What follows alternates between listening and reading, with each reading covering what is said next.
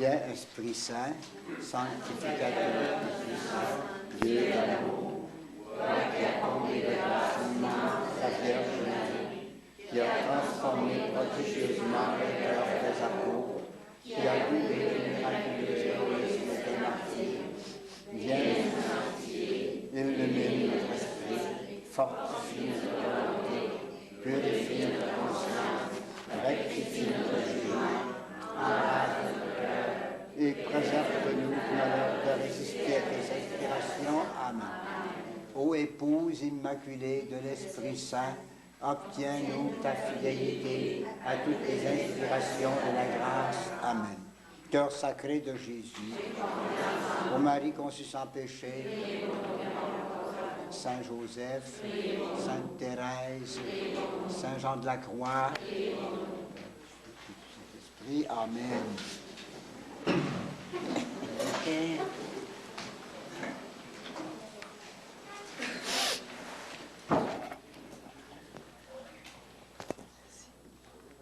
Voilà. Alors, mon petit père.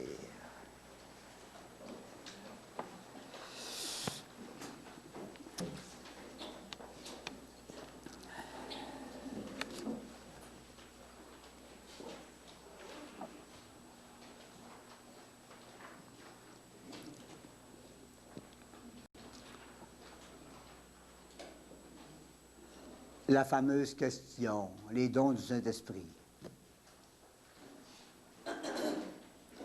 Avant de commencer à vous donner la science de ces dons-là, une distinction. Vous savez, les dons du Saint-Esprit, c'est pas du tout la même chose que les dons de l'Esprit. Et il ne faut pas mêler ces deux choses-là, même si les noms sont mêlants. Les dons de l'Esprit, c'est ce qu'on appelle des charismes. Et ils nous sont donnés pour développer la vie de l'Église en groupe, pour que nous puissions apporter au groupe de l'Église, la communauté de l'Église, des secours, des apports, des aides. Il y a beaucoup de choses. Une grande société comme l'Église, ça prend des talents spéciaux. Et ces talents-là, le bon Dieu en met toujours pas mal là, dans la population. C'est ça qu'on appelle des charismes ou les dons de l'esprit. C'est pas ma faute, moi, mais c'est dommage que les théologiens aient pris le même mot ou à peu près le même mot pour dire d'autres choses. Ce qu'on va dire ce soir, c'est les dons du Saint-Esprit. Pas pareil. Les charismes, c'est pour que nous puissions rendre des services dans notre communauté ecclésiale, autour de nous, dans les groupes, dans notre paroisse, et ainsi de suite. Tandis que les dons du Saint-Esprit, c'est pour notre progrès à nous, et non pas directement pour le progrès des autres. C'est très différent. Les dons du Saint-Esprit, on les a reçus au baptême. Tous. Les charismes, on ne les a pas tous reçus. Probablement qu'on a tous reçu un ou l'autre charisme. Parfois, il y en a qui en ont 3 ou 4. Mais seulement, les mêmes charismes ne sont pas donnés à tout le monde. Il y en a qui ont le don de la parole, d'autres ont le don du discernement, d'autres ont le don des miracles, d'autres ont le don, que sais-je encore, disons oui, quoi, ça, justement. Le don des langues, ou le don d'interprétation des langues. Il y a pas mal de dons comme ça, puis ça rend des services dans l'Église. Dans une communauté, s'il y en a 2, 3 qui ont un don de prophétie, ça va aider. Hein? Et puis, il peut se faire que d'autres aient d'autres dons. Il y en a qui ont le don de l'enseignement, le don de la parole. Et puis, c'est pas tout le monde qui a ce don-là. Alors, les charismes ne sont pas donnés nécessairement tous à tout le monde. Mais ils sont distribués largement dans le peuple chrétien pour que, dans nos populations chrétiennes, on ne manque pas de personnes ayant des charismes et qui puissent aider la vie du groupe. Les dons du Saint-Esprit, là, il faut se mettre tout de suite dans l'idée que ce n'est pas du tout la même chose.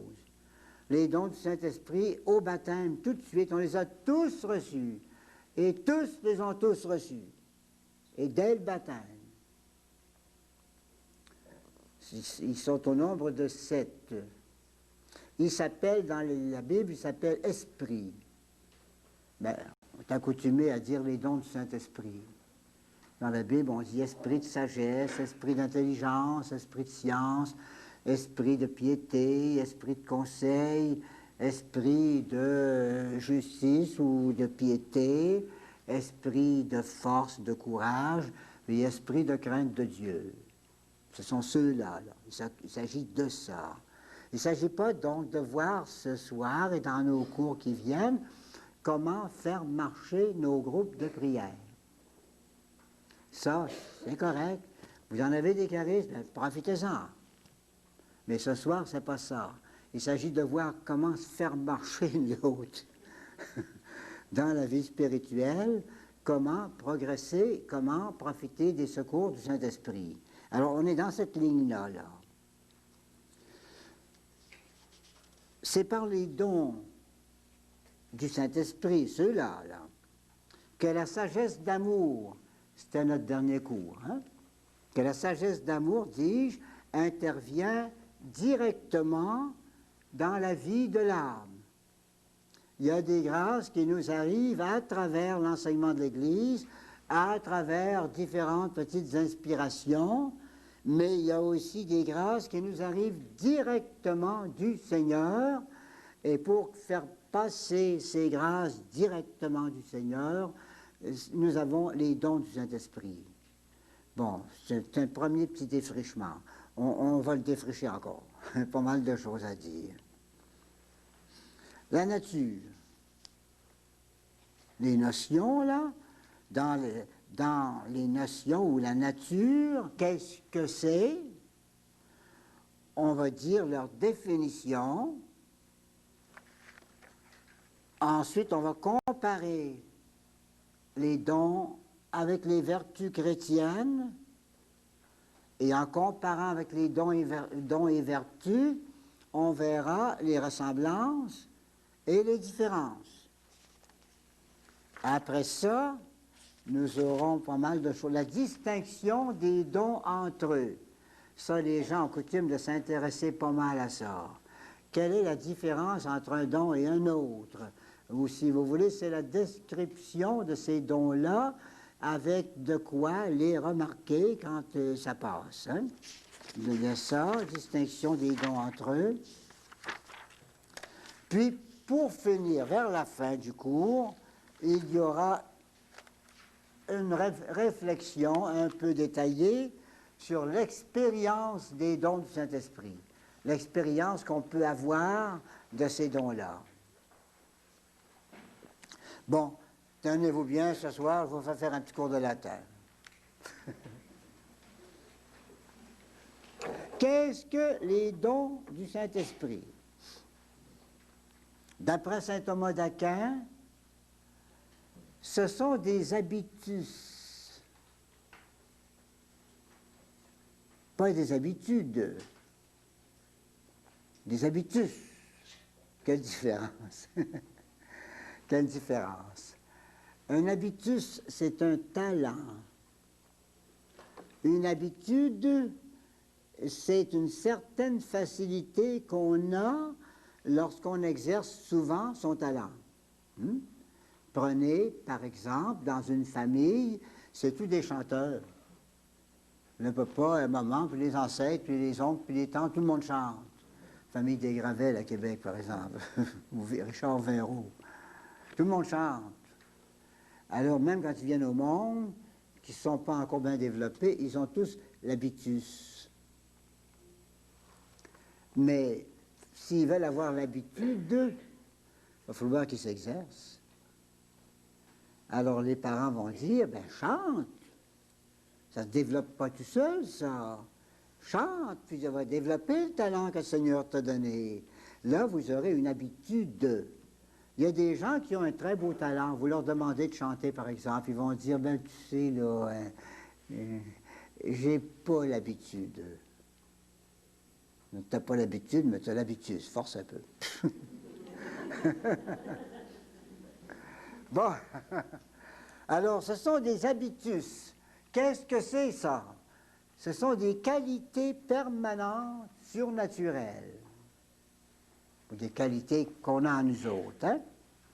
Des qualités permanentes, surnaturelles, pas des qualités naturelles, qui perfectionnent l'homme et le disposent à obéir avec promptitude aux inspirations du Saint-Esprit. C'est le talent d'obéir au Saint-Esprit. Les parents remarquent ça des fois, les éducateurs, là. Ils diront, c'est bien curieux, on a eu 5-6 enfants, on n'a pas eu de misère avec eux autres. On les a élevés de notre mieux, puis ça a bien marché tout le temps, mais il y a un petit, là, c'est pas ce qu'on va y faire, celui-là, il n'y a pas moyen de se faire obéir à ce petit-là. Il n'y a pas le talent d'obéir. On dirait qu'il n'est pas fait pour ça. Il est revêche, puis vous n'êtes pas capable de le mettre dedans. Bien, nous autres, au baptême, nous avons tous reçu les talents voulus, ou les habitus voulus, pour pouvoir être éduqués par le Saint-Esprit. Ça va nous rendre éducables par le Saint-Esprit.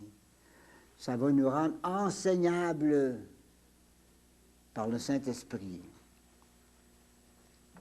Donc, voyez-vous, ce sont des habitus, qualités permanentes, surnaturelles, qui perfectionnent l'homme, c'est pour notre mieux, et le disposent à obéir avec promptitude. Il y en a qui obéissent, mais lentement, avec hésitation.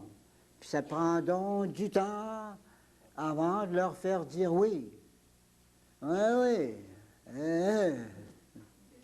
Ben marche. Bon, alors avec les dons du Saint-Esprit, il y aura moyen d'obéir avec promptitude. Saint-Esprit donne une inspiration, puis on va marcher. Aux inspirations du Saint-Esprit. Gardeil, je vais le citer, c'est sur vos feuilles. C'est un petit peu plus, peut-être c'est plus joli comme expression. L'autre, c'était du Saint Thomas. Mais Gardeil, vous me direz si vous comprenez mieux le deuxième que le premier. Gardeil, un théologien dominicain de notre siècle. Il dit ce sont des passivités. Les passivités. Être passif, c'est se laisser faire. Donc des dons de se laisser travailler. Hein? C'est ça que ça veut dire. Enfin, des passivités engendrées dans l'âme par l'amour de charité. L'amour du bon Dieu qui est dans notre âme, ça cherche des formes, ça cherche des expressions, et puis ça crée ces sortes de passivités-là. Donc, engendrées dans l'âme par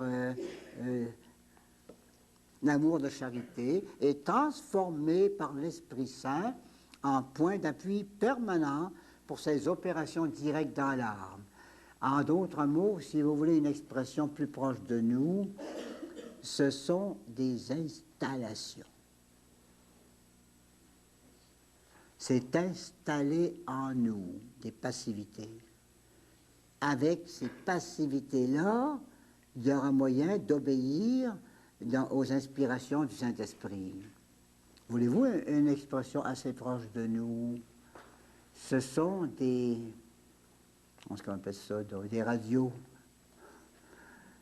Des radiorécepteurs. Pas émetteurs.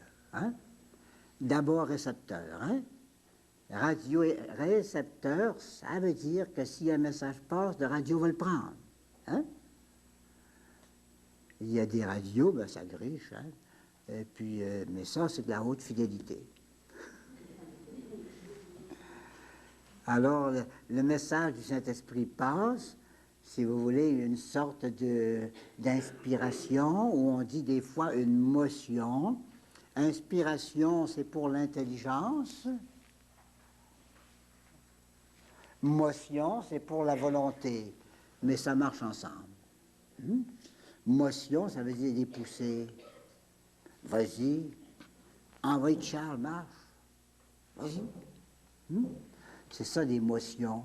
Inspiration, c'est des idées. Tu ne pourras pas faire telle chose. Il y a une belle prière à faire, là. Marche. Alors, vous avez eu l'inspiration, puis la motion, la poussée. La charité surnaturelle étant amour d'amitié, notre amour du bon Dieu, on a vu ça déjà au début, dans le cours numéro 1 et numéro 2 aussi. Et étant amour d'amitié, eh bien, la charité établit des rapports de réciprocité entre Dieu et l'âme. Dans une amitié, il y a réciprocité. Des fois, c'en est un qui prend les devants, d'autres fois, c'est l'autre qui prend les devants. Un beau jour, il y en a un qui dit, tiens, on va aller faire un tour chez vous, ça fait longtemps qu'on ne vous a pas visité. Puis l'autre va dire, c'est très bien, on va vous accueillir, ça me fait plaisir. Une autre fois, c'est l'autre qui va prendre l'initiative. Tiens, je vais te téléphoner. Tiens, je vais t'envoyer quelque chose. Donc, si vous voulez, réciprocité. Des fois, que c'est dans l'amitié, c'est d'un côté que ça part pour aller à l'autre. D'autres fois, c'est exactement le contraire. Hein? Alors, c'est comme ça notre amitié avec le Seigneur. On est dans une amitié surnaturelle, l'amour divin. Eh bien, il faut s'attendre que cette amitié-là, elle va être normale. Il y aura réceptivité et passivité. Ça veut dire réceptivité quand le Seigneur voudra faire quelque chose pour nous, on le prendra ce qu'il fait pour nous. Et activité, ben, c'est quand c'est nous qui voudrons faire quelque chose pour lui. Donc, tour à tour, active l'amour, charité, et passive, elle donne, ça c'est actif, elle reçoit, c'est passif. Attention au mot passif, là. C'est un mot dont on abuse beaucoup, même la plupart du temps. C'est rare que j'entende quelqu'un dire, en parlant couramment, là, la vraie notion de passivité. Souvent, passif, pour plusieurs, ça veut dire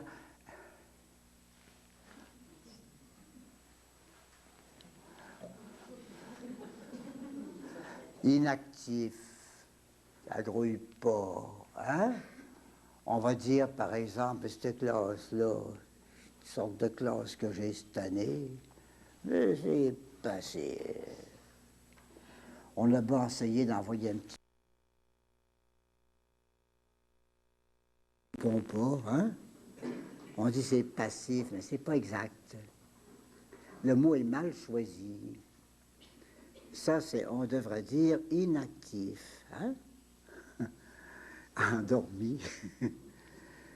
Réceptif, là, passif, ça veut dire que quelqu'un agit sur vous, puis ce qu'on fait sur vous, vous le prenez. Par exemple, la leçon, là, disons, vous la pognez, la leçon. Ça, c'est passif. Et on dirait des fois, as-tu vu comme ça a rentré, cette leçon-là? Hein? As-tu vu comme ça a pogné, cette leçon-là? Ça, c'est la vraie passivité au vrai sens du mot. Eh bien, par rapport au Saint-Esprit, c'est une passivité comme ça qu'il nous faut et que nous avons. Le Saint-Esprit va donner des grâces et en nous, il y a ce qu'il faut pour prendre ces grâces-là. Les dons, eux autres, que nous avons reçus au baptême, ils sont établis sur cette aptitude de la charité, aptitude à recevoir, et non pas tellement à donner.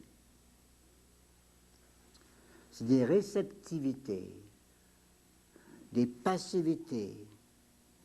Ça suppose que le Saint-Esprit travaille en nous et que nous le prenons, ce qu'il fait en nous.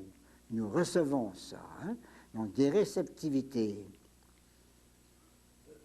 Donc, c'est établi cette aptitude de la charité, oui, à recevoir.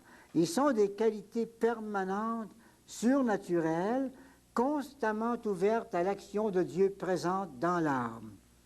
Qualité réceptive, post-récepteur. Hein?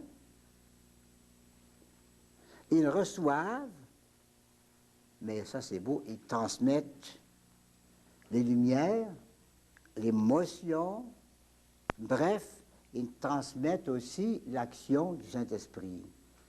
Ça veut dire que quand le Saint-Esprit agit dans l'âme, notre radio, il prend le message, hein? Puis il va le transmettre comme il faut. Et ainsi, ils permettent les interventions directes et personnelles de Dieu dans la vie morale et spirituelle de l'âme, jusque dans les moindres détails. Ça, c'est pas du premier coup.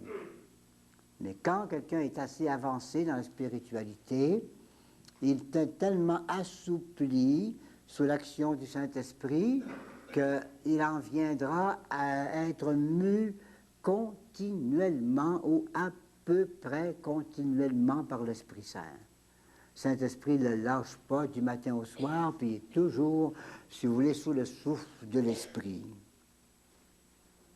Qualité permanente. Ils mettent l'âme en disponibilité, réceptivité, hein? En disponibilité constante vis-à-vis de l'Esprit Saint. Quelques petites comparaisons pour étudier ça, là. Les dons, vous savez, c'est comme la voile de l'âme. Vous savez, un type qui a un beau voilier, puis il vous dit ça pendant les vacances, il vient voir mon voilier, il est un beau. Un 60 pieds, là, puis il est beau. Puis, regarde ce bel couple-là, là, on regarde le voilier, on dit, il ne marche pas ton voilier. Ben oui, mais il marche à voile, il ne marche pas à moteur. Ben, c'est bien qu'il marche à voile, mais il ne marche pas pareil. Ben, tends les voiles. Déroule tes voiles, puis tends-les. Pour que ça fasse des panneaux pour le vent. Mais il ne marche pas pareil. Ben, attends qu'il vente.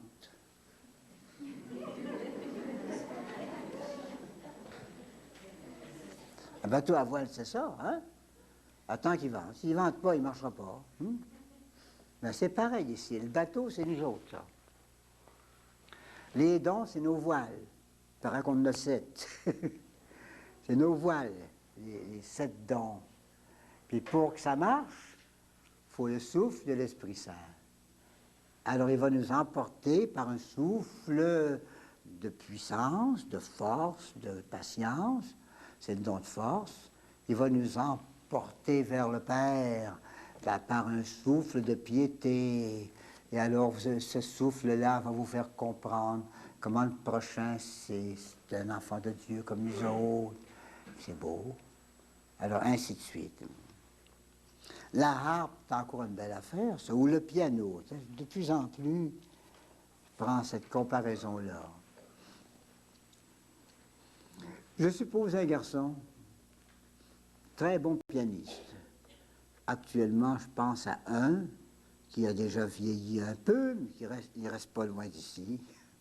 Très, très bon pianiste quand il était jeune, puis encore. Bon, en tout cas, je suppose un garçon qui est un très, très bon pianiste, il vit avec sa mère dans la famille, et assez souvent, il se met au piano, puis la maison s'emplit d'harmonie, que c'est beau. Ah, je dis que ça revole la musique, puis c'est beau. Or, un jour, ce garçon-là, il va dire à sa mère, « Maman, tu sais, il faut que je te le dise, hein, j'ai pris une grande décision, me marier. » « Tu vas te marier? » « Ben oui, mais quand ça, là? »« Pâques. C'est vite un peu. »« Ah. Puis vas-tu rester avec nous autres? » « Ben non, hein. Je n'ai parlé avec mon ami, puis... Ben non, on va prendre un logement. »« Ah, oui. »« Puis vas-tu emporter ton piano? » »« Ben certain. Qu'est-ce que vous feriez avec ça? » J'emporte mon piano. La mère, elle dit, mais c'est dommage, on aimait tellement ça. Quand tu étais chez nous, puis tu nous fais de la belle musique, là. Alors le garçon, il dit, écoutez, maman, Suppose qu'il y a quelques sous, ça, hein? Et il dit, je vais vous en acheter un piano. Moi, j'emporte le mien. Et je vais vous en acheter un piano pour vous. On ne sait pas jouer. C'est rien. Je vais vous l'acheter, je vais le mettre dans votre salon, puis je viendrai jouer dessus. Moi. Puis je jouerai pour vous. Ben, c'est ça, vous savez. C'est la harpe, ça. Les 7 cordes, aussi les 7 voiles, ou mettons les 7 cordes, hein, qui sont en nous. Le Saint-Esprit les a installés en nous. On dit des dons. C'est pas tellement des dons, c'est des installations. Mais on confond avec le mot don. Mais c'est lui qui vient jouer dans les dons, c'est pas nous. Une vertu, on peut pratiquer une vertu, puis dire, je vais faire un effort pour faire un acte de patience, là.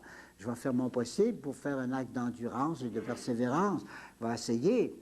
Ça, c'est la vertu, on peut la faire avec effort, mais les dons, c'est lui qui s'occupe de ça. Il installe ça en nous, puis il vient travailler dessus, lui. Alors ça, c'est une idée qu'il faut bien remarquer tout de suite. Hein? Sainte Thérèse préfère le mot esprit au mot don. D'ailleurs, le mot don du Saint-Esprit, comme ça, on ne le trouve pas dans la Bible. On trouve dans Saint Paul les dons de l'Esprit, c'est des charismes. Mais les 7 dons du Saint-Esprit, on ne trouve pas ça dans la Bible sous ce nom-là. On le trouve sous un autre nom. La Bible appelle ça esprit de sagesse, esprit d'intelligence, esprit de science, esprit de conseil, esprit de piété, esprit de force, puis esprit de crainte de Dieu. On dirait donc une puissance qui se suffit à elle-même, ce qui n'est pas le cas. Ça ne nous est pas donné, les dons du Saint-Esprit, pour qu'on s'amuse avec. Ça ne nous est pas donné pour qu'on joue avec ça. Ça nous est donné pour que ça soit là et que le Saint-Esprit s'en serve quand il voudra. Quand il voudra s'en servir en nous, ils sont là. Ils deviennent, en se développant avec tout l'organisme spirituel, ils deviennent des capacités plus grandes, des instruments plus dociles sous l'action directe de Dieu, mais ils ne donnent pas un droit à une action plus fréquente et plus personnelle de Dieu. Parce qu'on a les 7 dons, ça ne nous donne pas le droit de faire marcher le Saint-Esprit. Il marchera quand il voudra, lui. Dieu donne non pas à celui qui court, mais à celui à qui il veut faire miséricorde. Maintenant, un petit point délicat, là, que je vais illustrer par des petites patentes, là, des petits gestes. Si on les considère, les dons, non seulement comme des instruments réceptifs, mais des instruments animés par le souffle actuel de Dieu, c'est-à-dire des moments où le souffle de Dieu joue dans nos dons, là.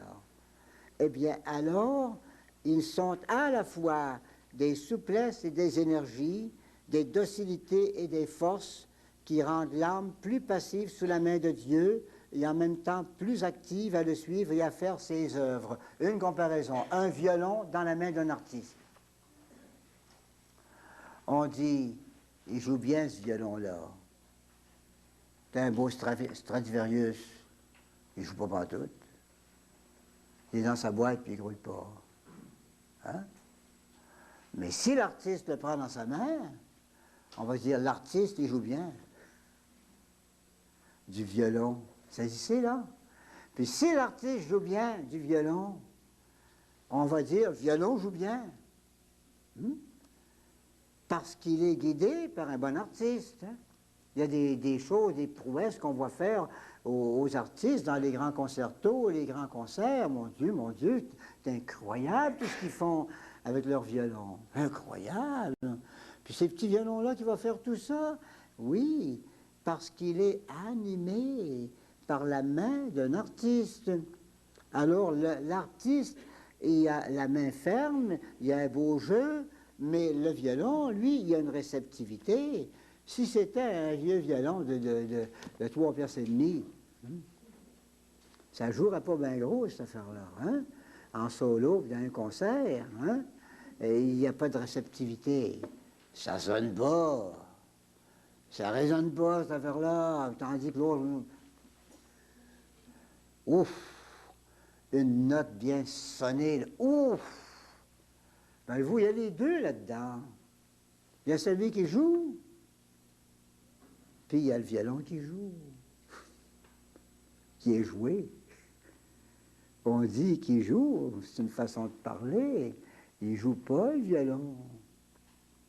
Et il est joué. Mais l'action de l'artiste, le violon l'épouse, puis il va le transmettre. Alors regardez bien, je vais vous faire une petite, joke là, avec ça. Vous savez, on peut être en même temps passif, réceptif, hein, et actif en même temps. Je suppose, par exemple, un prédicateur qui parlerait sous l'action du Saint-Esprit. Ben, ce prédicateur-là, il est actif, mais il est passif aussi. C'est le Saint-Esprit qui lui donne ça, qui l'inspire constamment pour qu'il puisse dire la parole de Dieu. Dans beaucoup de cas, c'est comme ça. Actif et passif en même temps. Regardez bien, petite illustration. J'ai mis 3 ou 4 petites bebelles ici. Hein?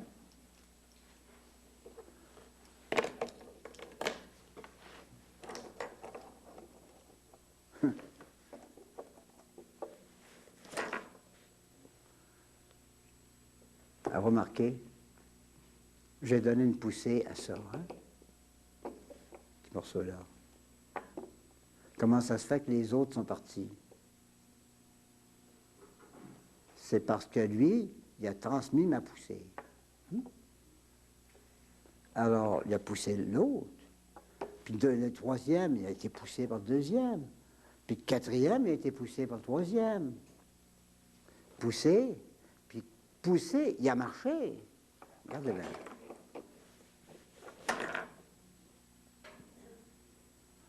Il a marché.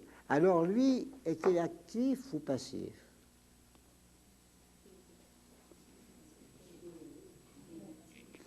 Passif d'abord, puisqu'il a reçu mon action.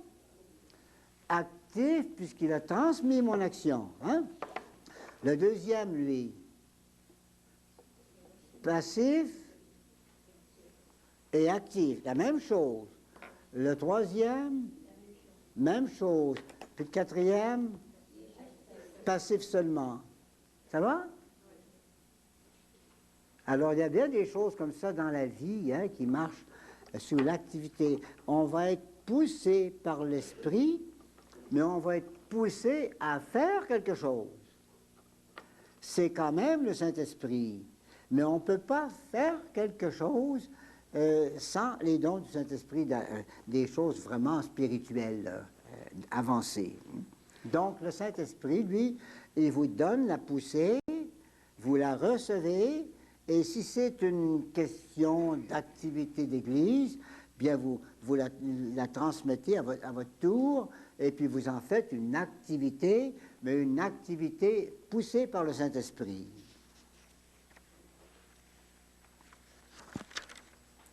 Oui. On va voir maintenant les vertus et les dons. Vous savez, au baptême, on a reçu 4 grandes choses. Tout le monde reçoit ça dès qu'on est baptisé. La grâce sanctifiante. Deuxièmement, les 3 vertus théologales, foi, espérance, charité. On a ça au baptême. On ne l'exerce pas tout de suite, mais on l'a, hein? Comme habitus. Ensuite, au baptême, on reçoit les 7 dons du Saint-Esprit. Et en plus de ça, on reçoit aussi toutes les vertus morales, peut-être une trentaine. On a coutume d'en compter 4, les 4 principales, qu'on appelle les 4 vertus cardinales. Tempérance, force, et puis vous avez la justice et la prudence. Et autour de ça, il y a beaucoup de petites vertus qui tournent autour de ça. Alors, nous avons en même temps des vertus à cultiver, à pratiquer, puis en même temps, nous avons des dons du Saint-Esprit pour recevoir le secours du Saint-Esprit. Alors, y a-t-il une différence entre les vertus et les dons? Il n'y a pas de différence essentielle quant aux actes produits par les dons ou par la vertu. Disons par exemple un acte de la vertu de force, un acte de patience, et le don de force. Hein? Ça va être le même acte qu'on va faire. Et l'acte qu'on va faire dans la vie chrétienne avec un effort de vertu, et puis ou bien l'acte qu'on va faire parce qu'on est poussé par le Saint-Esprit du côté force, c'est la même sorte de patience. Il n'y a pas deux sortes de patience. Il y en a une qu'on va faire avec vertu simple, puis d'autres qu'on va faire avec un secours des dons du Saint-Esprit. Donc, au point de vue des actes produits, ils s'exercent dans le même domaine de la vie surnaturelle, morale et de la vie surnaturelle. Vertu, acte. Il y a des gens qui ne savent pas si c'est le don, mais si c'est la vertu. Mais ils diront, c'est pas drôle, ça en prend de la patience. Pour faire son devoir tout le temps, ça en prend pas mal de patience. Est-ce que c'est vraiment un acte de vertu simplement, ou bien y a-t-il, dans beaucoup de cas, là, un secours spécial du Saint-Esprit? Ça peut être un effort de vertu, et ça peut être un secours du Saint-Esprit, un acte poussé par l'Esprit.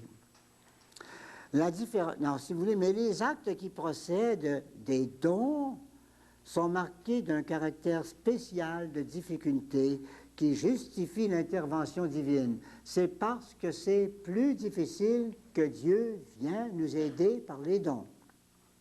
Si c'était toujours facile, on n'aurait pas besoin des dons. Mais il y a des choses que le Seigneur nous demande et qui seraient trop difficiles. Par exemple, donner sa vie au Seigneur dans le martyre ou l'acceptation d'une maladie pénible. C'est pas faisable. On va le faire si le Seigneur nous en donne une force plus directe, une grande force, hein? Si vous voulez.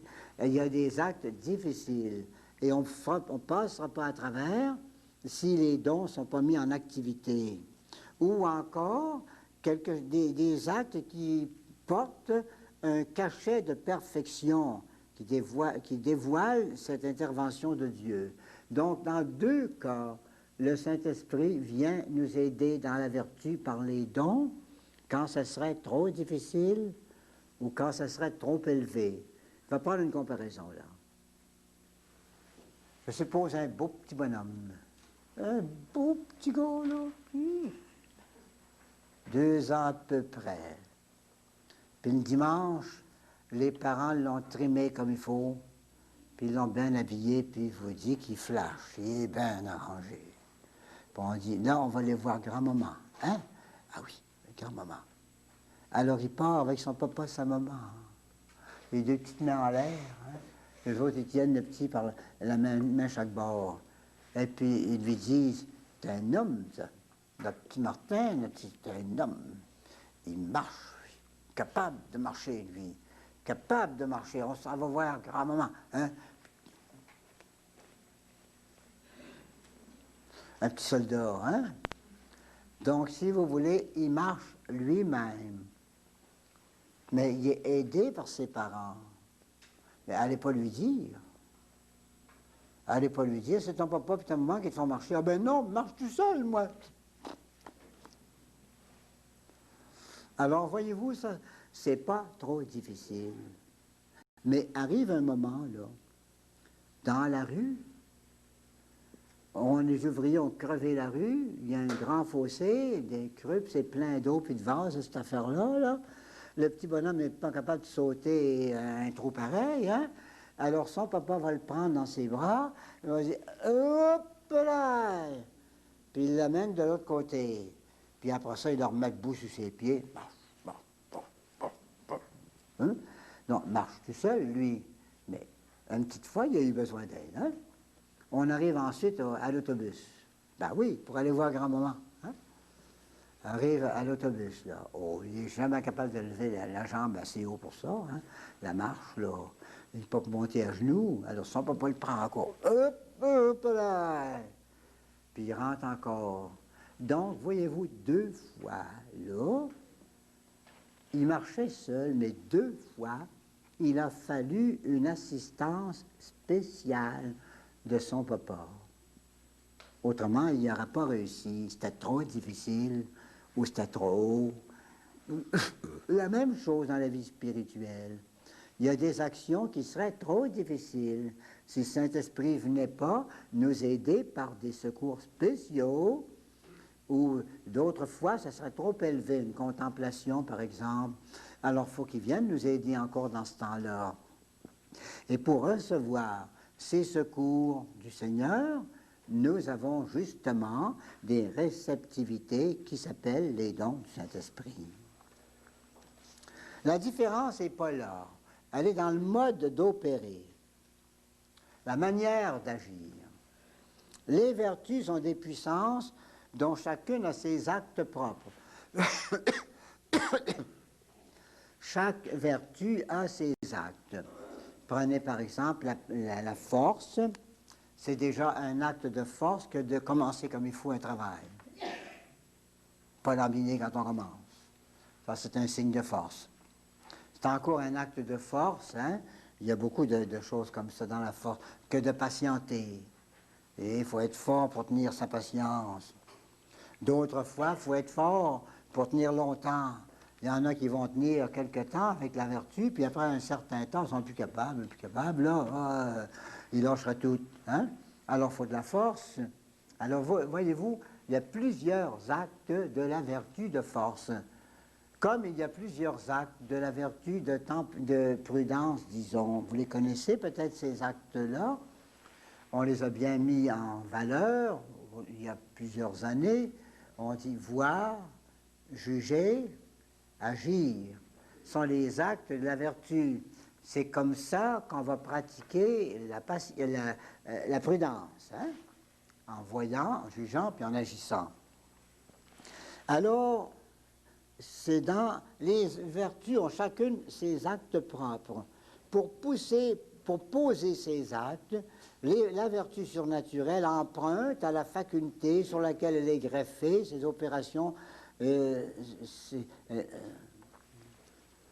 ces opérations. Prenez par exemple la foi, c'est greffé sur notre intelligence. La foi, c'est un acte d'intelligence, aidé par Dieu, mais c'est greffé sur notre intelligence. L'amour, c'est greffé sur notre volonté. L'espérance, c'est curieux à dire, hein? C'est greffé sur nos appétits, appétits irascibles. C'est la base, appétit qui se fâche. Ça va aider l'espérance. L'espérance, c'est quand on dit, bon gré malgré, je vais passer. Puis je vais l'avoir, mon ciel. Je veux voir Dieu, puis je vais y aller. Hein? Oui, il y a une agressivité là-dedans, ainsi de suite, là. La vertu surnaturelle est contrôlée par la raison, reine de toutes les facultés. La vertu n'exclut pas l'intervention de Dieu comme cause première, elle est une cause seconde libre. Dans la vertu, c'est Dieu toujours qui est premier, mais Dieu est loin, on pourrait dire. C'est nous qui faisons des actes. Hein? Les dons, c'est pas pareil. L'intervention de Dieu dans l'activité de l'âme est plus directe et plus complète. Dieu substitue sa manière, sa lumière à celle de la raison, sa motion à celle de la volonté, sans supprimer la volonté. Voyez-vous, par exemple, là, la manière de comprendre les mystères de Dieu, la manière humaine de comprendre les mystères de Dieu, c'est la méditation, la réflexion. On réfléchit, on lit des livres, on prend des conférences, on essaye de comprendre d'après le livre qu'on a, hein, Saint Thomas par exemple, puis on dit, ça c'est bien expliqué ici, là, puis on veut comprendre avec ça. Ça, c'est la manière humaine de comprendre les choses. La manière divine, c'est pas ça. un jour, et pour plusieurs d'entre vous, c'est certainement déjà arrivé, un jour, là, vous voulez prier, vous voulez réfléchir, vous voulez méditer, puis vous n'êtes absolument pas capable de le faire. C'est bloqué. Vous n'êtes pas capable. Vous voudrez réfléchir, prendre un livre, ça ne marche pas du tout. Vous êtes comme bloqué. Qu'est-ce qui se passe? C'est le Saint-Esprit qui a pris votre place. Tasse-toi que je me mette. Alors, ça s'appellera contemplation, ça. Tasse-toi que je me mette. Toi, tu n'as rien à faire. Reste tranquille. Si tu aimes ça, ben, tant mieux. Mais tu n'as rien à faire. Accepter de goûter. Goûte, puis trouve que le bon Dieu est bon, puis reste comme ça. Puis pendant ce temps-là, c'est le bon Dieu, c'est le Saint-Esprit qui fait tout. Alors, c'est pas du tout pareil. Dieu va venir dans les dons substituer sa manière de faire à notre manière de faire. Et ça, ça nous bouscule beaucoup. Les premières fois que ça arrive, on ne sait pas que c'est le Saint-Esprit qui fait ça. On ne se comprend pas, puis on pense que ça va bien mal. Puis au contraire, c'est la grande nouvelle, ça, c'est que le Saint-Esprit est arrivé, puis il travaille fort. Donc, il descend jusqu'aux facultés pour soutenir leur action. L'âme est agie par Dieu et les facultés deviennent des instruments. Dieu, alors, n'est plus seulement cause première, mais il est cause première et cause seconde. Il fait tout, cette fois-là. Dans la vertu, il fait l'inspiration, puis tout le reste, vous vous débrouillez. Dans le don, il fait tout. Il vous empêche de faire des efforts, puis il fait tout. Il vous met dedans, là. C'est beaucoup mieux. Je pense qu'on va arrêter ici. Hein?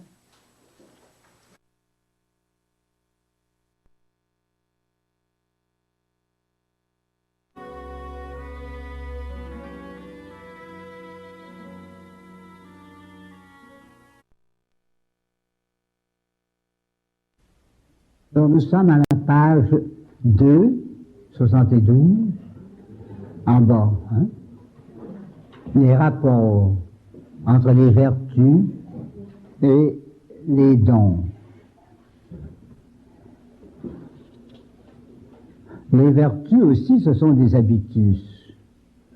Mais ce n'est pas la même chose. C'est des habitus qui nous permettent de faire des actes. Tandis que les dons, ce sont des habitus qui nous permettent de recevoir l'action de Dieu. On terminait tout à l'heure avec une belle expression. L'âme est agie par Dieu, à peu près 7000 lignes en bas de la page. Là.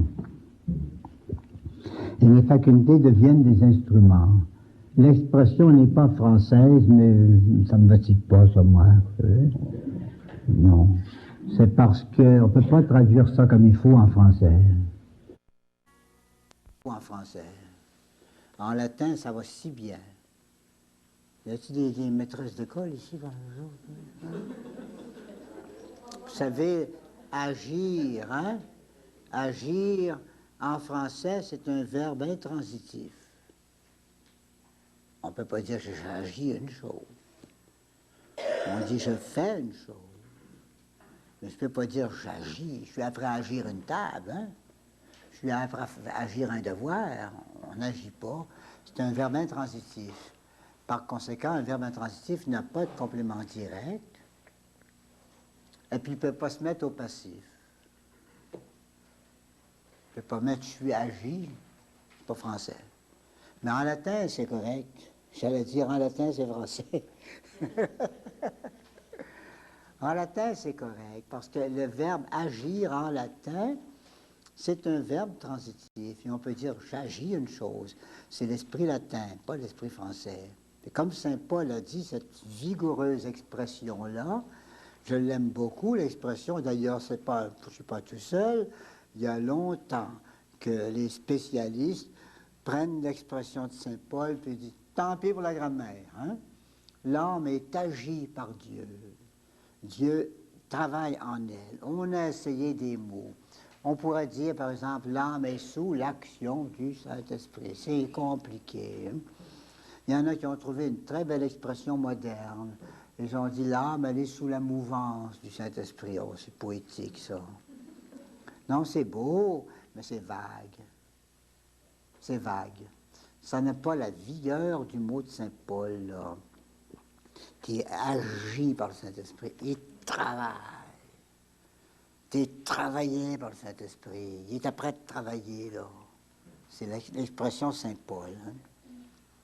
Alors, les rapports, vertu et dons, les vertus avec effort, les dons avec secours, ne s'opposent pas, mais se complètent et s'unissent harmonieusement pour la perfection de la vie surnaturelle ou spirituelle. Prenons d'abord les vertus. Les vertus, tant que leur activité reste dépendante des facultés. Prenez un exemple, la vertu de foi. Tant que la vertu de foi reste dépendante de votre faculté d'intelligence et de volonté, alors ces vertus-là ont des moyens d'agir inférieurs à leur état surnaturel et à leur objet divin. Les vertus, si vous voulez, ça porte le défaut des facultés dans lesquelles ils sont inscrits. Par exemple, la foi, c'est une très grande vertu, mais tant qu'on la pratique avec des actes de notre intelligence, là, eh bien, ça porte le défaut de notre intelligence. Hein? La même chose, un acte d'amour, tant que c'est encore une chose là, que ce n'est pas encore le Saint-Esprit, là, que c'est les manières ordinaires de faire un acte d'amour, c'est un acte de volonté. Eh bien, ça porte la marque de la faiblesse de notre volonté. On voudrait aimer fort des fois, mais on n'est pas capable. Donc, si vous voulez, nos vertus, comme j'ai dit ici, tant que leur activité reste dépendante des facultés et non pas dépendante du Saint-Esprit, sont des moyens d'agir inférieurs à leur état surnaturel et à leur objet divin. Ce sont des pauvres instruments pour faire de grandes choses. Et de plus, pire que ça, les tendances et imperfections. Tendances, là, on va répéter ça plusieurs fois, ce mot-là. Les tendances, ce sont les défauts, ça. Dans tout le langage spirituel, les tendances, on peut les réduire à 7, si vous voulez, les 7 péchés capitaux. Avec Saint Jacques, on les réduit à 3. Il appelle ça, lui, les 3 grandes concupiscences. Concupiscence des yeux, concupiscence de la chair et l'orgueil de la vie. Alors, ce sont des moyens comme ça. Donc, les tendances et imperfections s'ajoutent à cette impuissance foncière. C'est déjà pas facile, avec la pauvre intelligence que le Seigneur nous a donnée, de faire un acte de connaissance de Dieu. Puis s'il faut maintenant, et comme c'est le cas, s'il faut maintenant apporter à notre connaissance de Dieu une intelligence toute pleine de défauts, ou si vous voulez, qui porte la marque du péché, donc affaiblie par le péché originel et par nos faiblesses à nous, là, eh bien, ça ajoute à l'impuissance, et puis c'est pas facile, hein? Et ça augmente la disproportion entre le but divin à atteindre, des actions divines, et le secours humain que la vertu surnaturelle peut trouver dans ses facultés. Alors, l'intervention de Dieu par les dons, ça va venir corriger ça. Ça va venir corriger ce qu'il y a d'imparfait, même dans nos vertus, dans nos efforts de vertu. L'intervention de Dieu par les dons remédie à ces déficiences et assure le secours approprié. La lumière apportée par le Seigneur transcende, dépasse de loin. Transcender, ça veut dire dépasser de loin. Transcende les notions analogiques de l'intelligence. avec notre petite intelligence, on essaye de comprendre un petit peu le bon Dieu en se servant de livres de méditation et ainsi de suite. Mais quand arrive la grâce de la contemplation, ça te transcende. C'est 100 fois, 1000 fois plus fort. Et puis alors, la petite intelligence, pfft, ça disparaît. C'est la lumière de Dieu qui prend la place.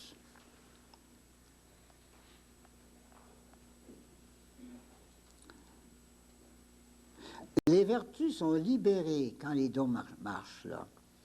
Les vertus sont libérées de leur dépendance à l'égard des facultés.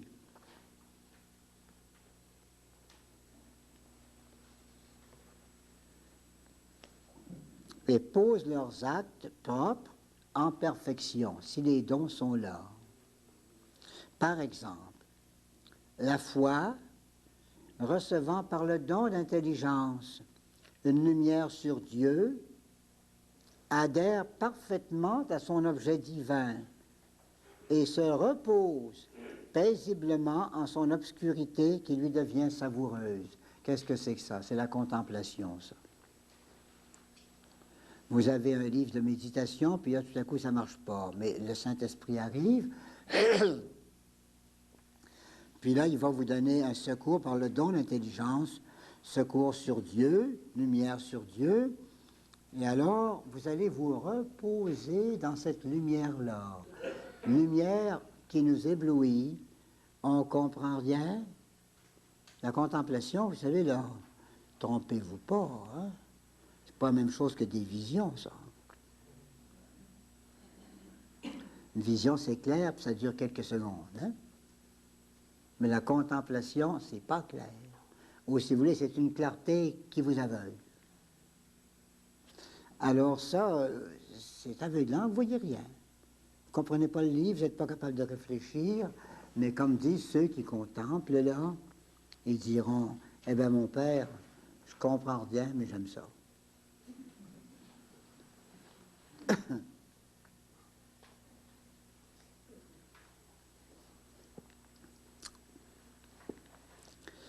Ces interventions de Dieu par les dons peuvent devenir si fréquentes et si profondes qu'elles établissent l'âme dans une dépendance quasi continuelle de l'Esprit Saint. Chez quelques-uns, c'est presque tout le temps que le Saint-Esprit travaille en eux. Dès lors, les facultés humaines ne dirigent presque jamais plus la vie spirituelle et n'y sont plus habituellement que des instruments. Les pauvres facultés sont là, puis le Saint-Esprit fait tout.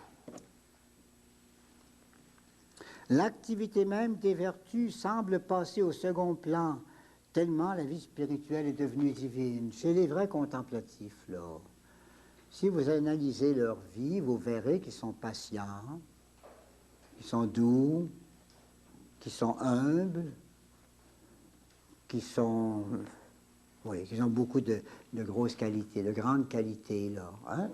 On verrait tout ça, mais on ne fait pas de cas de leurs vertus.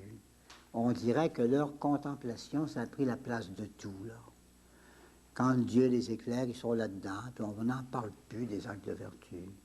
On ne parlera pas de la patience. Ceux qui verront vivre diront, ils sont bien patients. Ils n'ont plus besoin de faire des efforts seulement. Ils sont sous l'activité constante du Saint-Esprit, puis ils vivent ça, alors ça marche tout seul. Puis vous ne les voyez pas, mais forcément, de temps en temps, il y a des cas comme ça. Cette dépendance complète vis-à-vis de Dieu marque la perfection de la grâce filiale et le règne parfait de Dieu dans l'âme. C'est quand est-ce qu'on va être vraiment fils de Dieu? C'est quand on sera continuellement agi par le Saint-Esprit. En Saint Paul, qui spiritu Dei aguntur, ii sunt filii Dei. Ceux qui sont agis et mus par le Saint-Esprit, ceux-là sont vraiment fils de Dieu au plein sens du mot. Si vous voulez, c'est fort. Le règne de Dieu dans l'âme, c'est quand le Saint-Esprit est le maître.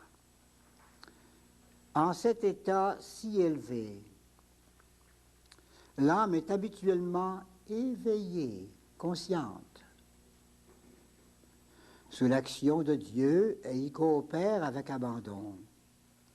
Une âme éveillée dans sa foi. Élisabeth de la Trinité demandait cette grâce-là, que je sois éveillée dans ma foi. Mais il arrive aussi, c'est pas toujours pareil, là, et qu'une intervention de Dieu sans que l'âme en ait conscience. Il peut arriver que Dieu a travaillé en vous, n'avez même pas eu connaissance.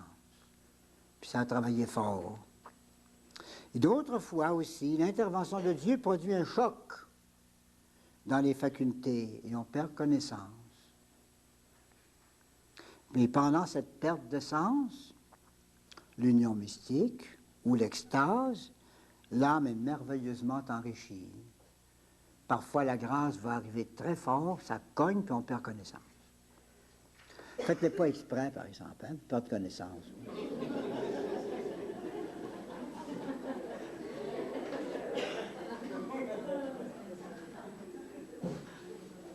Ça a l'air un petit peu extase, tu sais, là.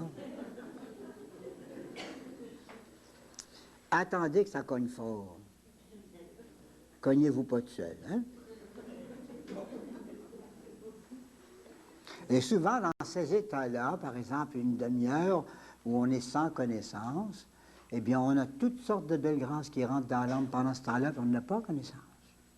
C'est rien qu'après qu'on s'apercevra de ça. Des gens diront, mais, ils deviennent très éclairés, ils comprennent les choses de Dieu, puis ils ne peuvent pas se rappeler quand est-ce que c'est entré. Parfois, encore, il enrichit l'âme sans suspension des sens et sans prise de conscience immédiate. Aucun signe, pas de suspension des sens, rien, tout simplement. Aujourd'hui, vous avez reçu une grâce, vous n'avez pas eu connaissance, c'est tout. Mais vous avez continué à travailler. Elle découvrira plus tard ce trésor-là. Ou bien, il saisit une faculté, ne lui révèle pas son emprise, il ne dit pas que c'est lui qui l'a saisi, mais lui fait poser un acte qui paraît naturel, ou même indélibéré, mais dont les effets surnaturels révèlent avec certitude la motion divine efficace qu'il a traduit. Vous savez, par exemple, un jour, vous sortez de votre maison. Oh, il faut se prendre l'air. Et en sortant de la maison, quel côté je vais prendre? Par là ou par là? Je sais bien pas, hein? Ben, décide-toi, hein? Puis à un moment donné, vous vous décidez, vous prenez un bord. C'est justement là que le Seigneur vous attendait. C'est là que vous allez rencontrer quelqu'un qui va peut-être changer toute votre vie. C'est très fort. C'est peut-être l'emprise la plus haute, en tout cas très pure. En somme, les touches de l'esprit peuvent être sensibles dans beaucoup de cas ou uniquement spirituelles, c'est très sec, dans d'autres cas. Elles peuvent être fortes au point de vous donner un choc, elles peuvent être délicates aussi. L'esprit peut contraindre les facultés douloureusement, dans beaucoup de cas, la nuit du sens, la nuit de l'esprit, mais aussi suavement dans beaucoup d'autres cas. Quiétude suave, c'est doux, c'est tranquille. Il peut les mouvoir d'une façon subtile et inaperçue de l'âme.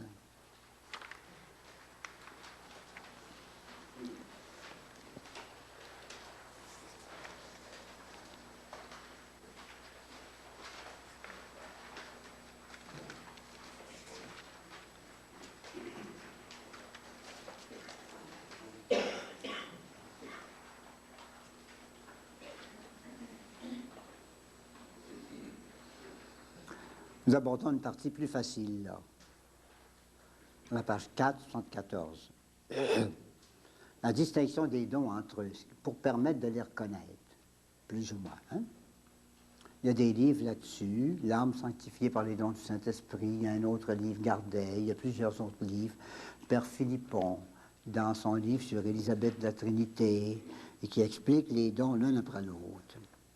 D'abord, je commence par les plus forts, ou les plus dignes. La sagesse. Le mot sagesse, vous savez, c'est bien curieux. Savez-vous ce que ça veut dire? Ça veut dire saper.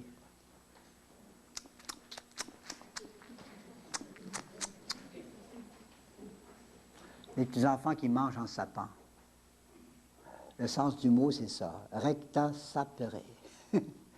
Donnez-nous la grâce de goûter les choses droites. Alors ça, c'est le sens du mot. Le vrai sens, c'est quoi? C'est un goût. Un goût de Dieu. C'est le Saint-Esprit nous fait goûter Dieu.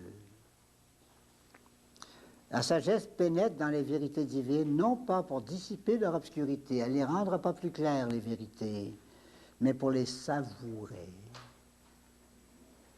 Grâce à l'union sympathique et cordiale que crée la charité. L'amour de Dieu, c'est sympathique avec Dieu, ça. On aime Dieu, c'est sympathique, c'est doux, c'est bon. Alors la sagesse va venir jouer là-dedans, puis elle va vous faire goûter le Seigneur. Goûter et voyez comme le Seigneur est bon. Don d'intelligence. C'est un don d'intuition pénétrante du divin. Le don d'intelligence donne le sens du divin et non pas le sens de l'intellectuel. C'est pas du tout pareil. C'est pas de l'intellect, le don d'intelligence.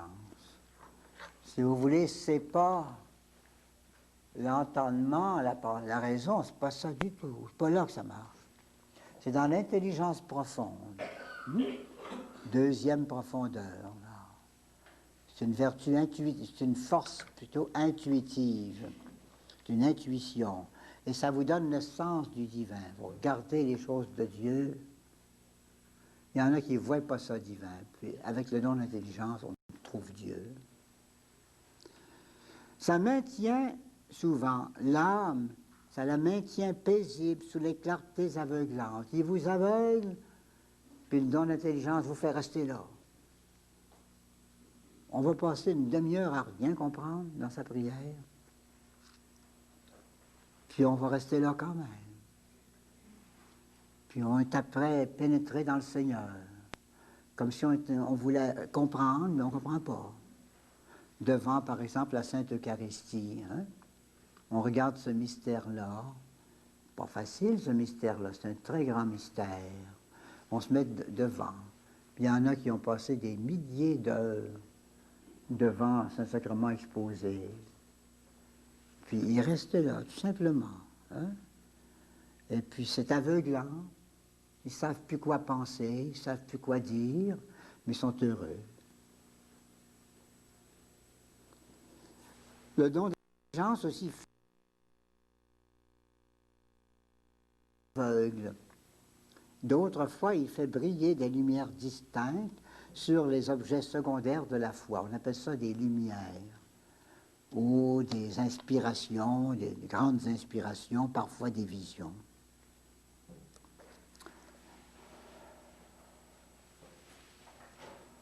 Le don de science. Le don de science, c'est quoi ça?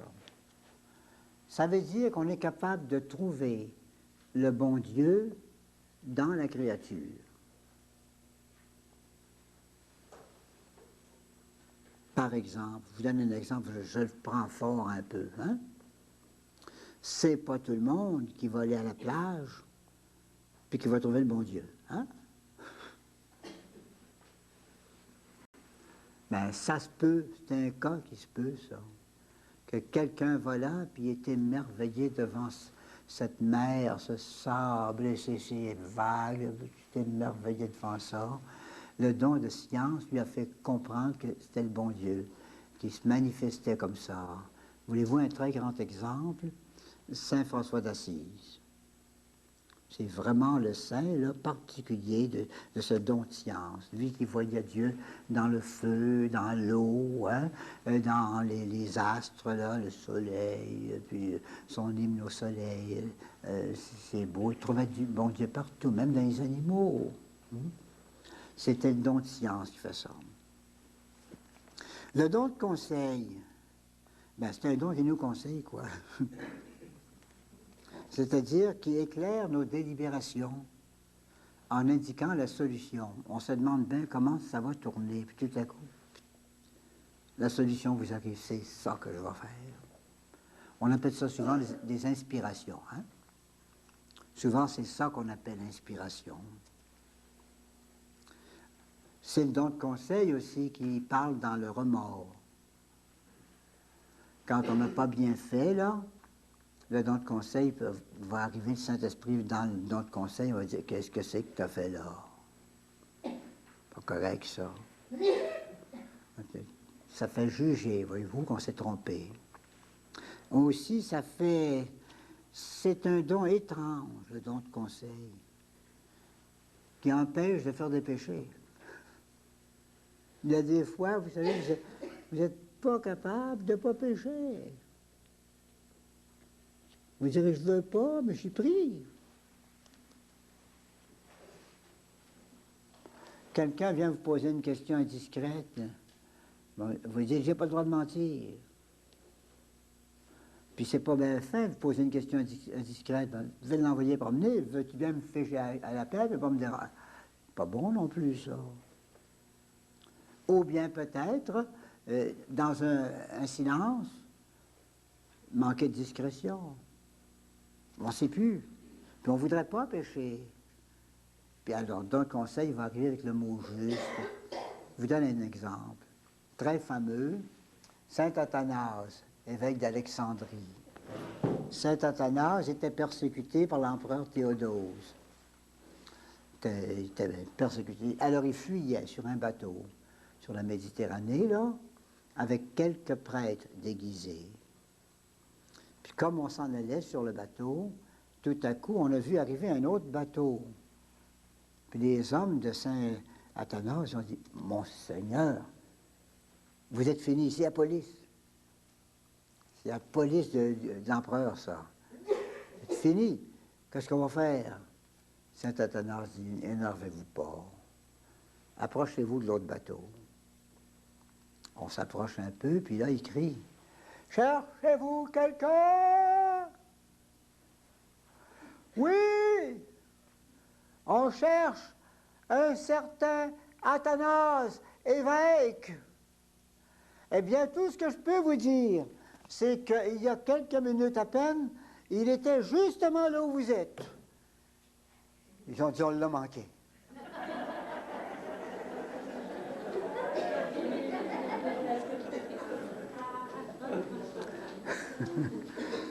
Il n'a pas menti, il ne s'est pas fait pogner. Vous avez le père Pro, un jésuite mexicain dans les grandes persécutions du Mexique il y a 40 ans. Là. Le père Pro était condamné à mort. 25 000 piastres à celui qui le trouverait puis qui le dénoncerait au gouvernement. Pourtant, il n'arrêtait pas d'aller dans les maisons. Il disait sa messe dans des familles. Il allait porter le bon Dieu. Il allait faire de la catéchèse, temps laïque. Il avait son petit chapeau canotier à la Maurice Chevalier, là, tu sais. Chapeau de paille, là. Puis c'était drôle. Puis il avait une grosse bouche. Par-dessus le marché, il y avait toujours le gros cigare. Alors, il s'en allait sur une rue. Tout à coup, il voit arriver la police juste devant lui, sur le trottoir. Disons, à 100 pieds, ça s'en venait, il s'en venait un en face de l'autre. Je suis pris. Je suis pris. Savez-vous ce qu'il a fait? Il a raté le pas, puis il a vu que la femme qui marchait un petit peu devant lui, là, il dit, c'est une catholique, ça. Alors, il s'approche, il la prend par-dessus le bras, il fait un clin d'œil, tire une touche de cigare.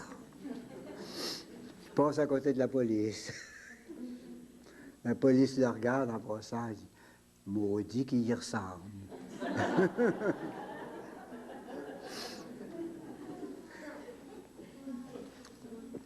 Voulez-vous un autre? Ça, c'est amusant. Ça vous aidera, ça vous invitera à lire la vie des saints. C'est beau, ça. Hein? Saint Jean Bosco, hein? Saint Jean Bosco, à Turin, il bâtissait des orphelinats. Il avait pitié des petits-enfants. Il ramassait les enfants sur la rue, puis il bâtissait des orphelinats. Il n'y avait pas d'argent. Il commençait des grosses constructions. Puis à un moment donné, il n'y arrivait pas. Puis, par ailleurs, les enfants arrivaient encore. Il n'y avait pas de place, même. Qu'est-ce qu'on va faire? Un deuxième orphelinat. On en commence un deuxième. Le premier n'était pas payé. Puis toutes sortes d'affaires comme ça. Alors finalement, les évêchés, ils ont dit, il est fou. Il est fou. Alors ils ont dit, il faudra le faire reposer. C'est un saint homme, mais il est pas mal fatigué, là. Hein? Il faudra le faire reposer. Alors un beau jour, il arrive chez lui, un après-midi de chaleur, deux beaux chanoines.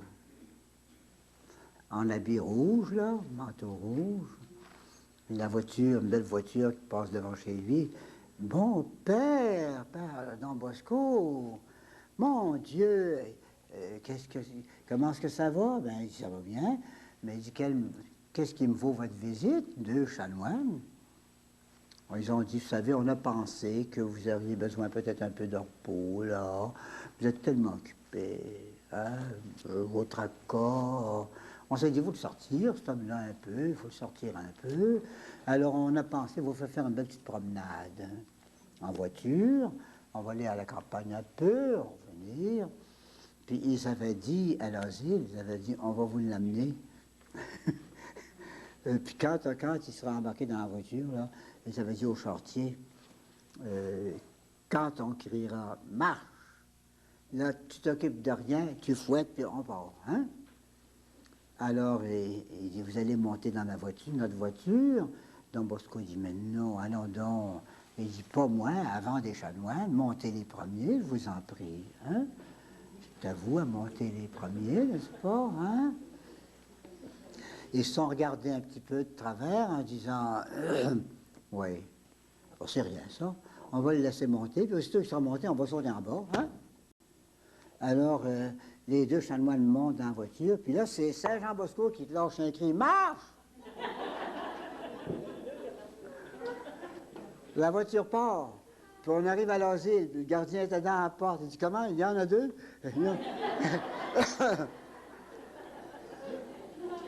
Mais ils ont dit, c'est pas nous autres, on n'est pas fous, nous autres. Ah, ils disent toujours ça. Embarquez, rentre en dedans.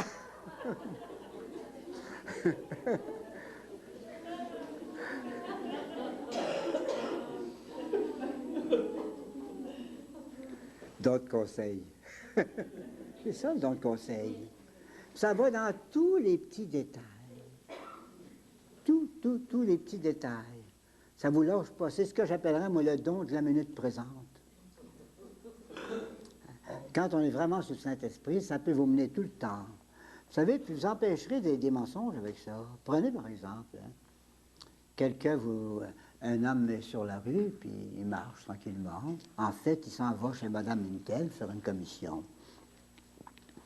Mais sur la rue, il rencontre une personne, une espèce de personne placoteuse. Il dit, si vous allez comme ça, là, hein? Ah, il dit, je m'en vais du côté de l'église, là. Ah, bon. Après ça, la placoteuse a dit ça à tout le monde. Hein. Je l'ai rencontré, il s'en allait à l'église. Il n'a jamais dit ça. Il a dit qu'il s'en allait du côté de l'église.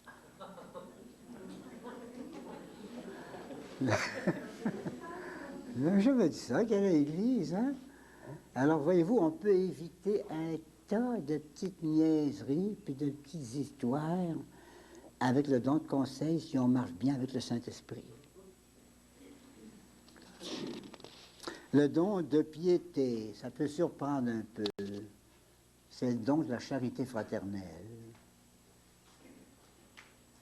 Comment ça? Évidemment, c'est le don de la prière aussi.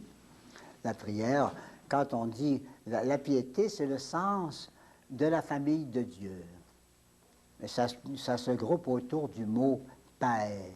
Hein? Alors, c'est justement la piété qui fait dire Père, Père. Hein? Alors, c'est beau, ça, ce don-là. Alors évidemment, si vous dites que vous aimez Dieu le Père, bien vous devrez comprendre. Il y en a qui ne comprennent pas. Mais avec le don, on le comprend. Vous devrez comprendre que le prochain aussi, c'est le même Père qu'ils ont. On est tous la même grande famille de Dieu. On est tous des enfants du même Dieu. Alors c'est là qu'arrive, voyez-vous, la piété qui prie, puis la piété qui fait la charité fraternelle. Souvent, c'est la pierre d'achoppement, ça, pour plusieurs. Il y a beaucoup de gens qui sont très scandalisés quand ils voient des chrétiens, surtout des personnes pieuses, qui disent énormément de prières, puis qui parlent toujours de prières, mais qui ne sont pas capables d'endurer le prochain. Il y a quelque chose qui ne va pas, là. Hein? C'est parce qu'ils n'ont pas compris. Hein? Le Père, Dieu notre Père, ils n'ont pas compris, le prochain non plus. Le don de force, c'est comme la vertu de force, mais seulement ça donne du surplus. Ça donne deux choses en surplus. J'en ai mis une ici, il y en a une autre. Le don de force, ça vous assure la puissance triomphante. Ça veut dire, dans le don de force, non seulement vous ferez des bons efforts, mais ça va réussir. Prenez par exemple une question de patience. Il y a des gens qui endurent une épreuve, ça fait déjà des semaines et des semaines et des semaines. Ils ont bien de la misère à cette épreuve-là. Hein? Ah, patience. Puis à un moment donné, ben, ils n'en peuvent plus, ils se découragent. Bon, ils ont perdu patience. Hein? Ça, c'est dommage. Mais si c'était le don de force au lieu de la vertu de force, là, secours du Saint-Esprit, ça réussirait, il irait jusqu'au bout. Plus que ça, le don de force, là, eh bien, non seulement ça va vous faire réussir vos activités de force, de courage, là, mais ça vous donne la conviction que vous passerez à travers. Un mot de Saint Paul dit très bien cette situation-là. Saint Paul dit, je suis maintenant assuré, je suis sûr de ça, que ni la faim, ni la soif, ni la maladie, ni la mort, ni les frères, ni les faux frères, ni les embûches, ni Satan, ni rien, rien va être capable de m'arracher à l'amour de Jésus-Christ. Je le sais. Pour parler comme ça, c'est une question non seulement d'effort, mais une question de don de force. Enfin, le don de crainte, il ne faut pas avoir peur de ça. Don de crainte, vous avez peur de cette peur-là. La crainte, c'est pas la peur morbide. Hein? Il ne s'agit pas d'avoir une frousse du bon Dieu et d'aller se cacher. Hein? Comme Caïn, par exemple. Hein? J'ai eu peur de toi, Seigneur, je me suis caché. C'est pas ça du tout. Ça veut dire ici une attitude respectueuse envers Dieu.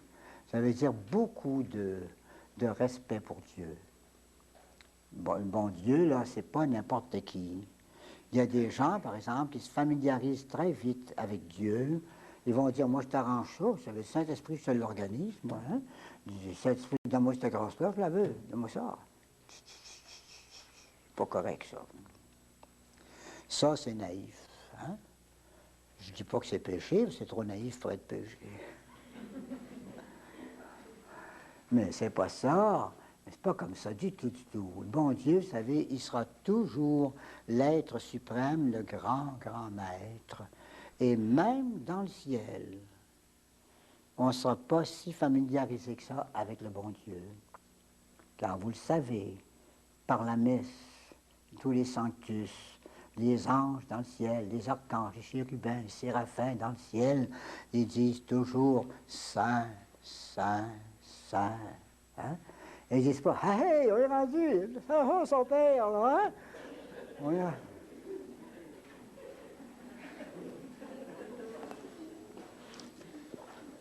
Bon, d'après les facultés, insistons pas. Il y a des dons intellectuels. Facile à trouver, il y en a 4. Sagesse, intelligence, science et conseil. Oui. Alors les autres, c'est des dons volontaires. Force, piété, crainte. D'après l'activité de la vie, il y a des dons qu'on appellera contemplatifs, dons de sagesse, d'intelligence et de science. Et les dons qu'on appellera plutôt actifs pour la vie ordinaire, conseil, force, piété et crainte. Il y aura moyen aussi de comparer les dons avec les vertus. C'est un peu compliqué. Puis sur les notes, ici, il n'y a presque rien. Hein?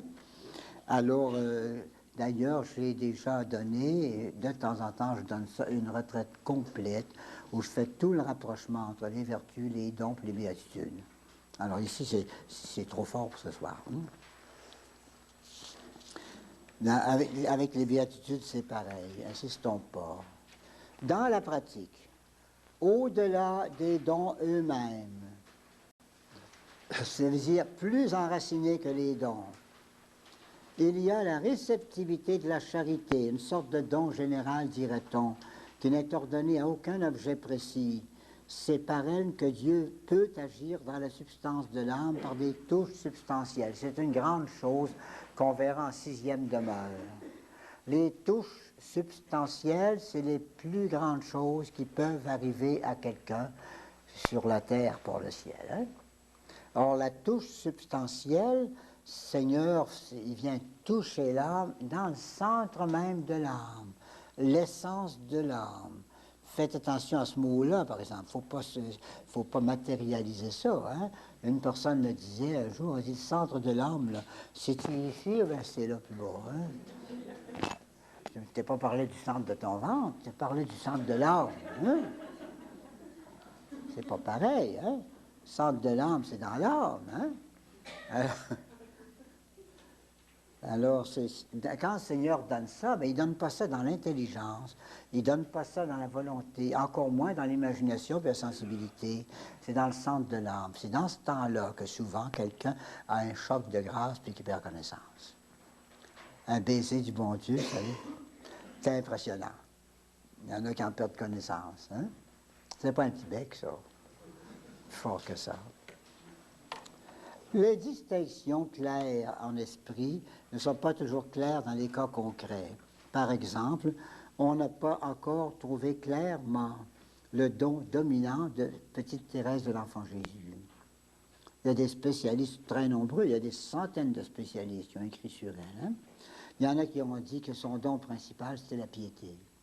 Ben oui, elle a tellement bien parlé du Papa bon Dieu. Hein? D'autres disent, non, c'est pas ça, c'est la sagesse. Cette petite fille-là, elle parle comme un grand docteur de l'Église. Ah! Puis d'autres qui ont dit, non, plus on l'étudie, plus on voit que son don à elle, c'est la force. C'est une forte. C'est pour dire que c'est pas facile. C'est probablement les trois ensemble, puis même pour pas mettre les 7 ensemble. Hein? Ne pas mépriser quand même ces distinctions, qui ne sont pas basées en raison seulement, mais sur des faits. Il ne faut pas étudier les dons trop séparément dans une personne. Ça ressemble à des tempéraments complexes. Et avouez que c'est difficile. Vous savez, se mettre à jouer là-dedans. Un tel, là, je pense que je l'ai vu faire l'autre jour, ça c'était le don de force certain. Hein? Puis après ça, je l'ai vu faire, c'était le don de piété, pas trop de ça. Hein? Des fois que c'est clair. Hein? Des fois que c'est très clair. Un beau geste où on retrouve le Seigneur dans le prochain, c'est de la piété. C'est clair, hein?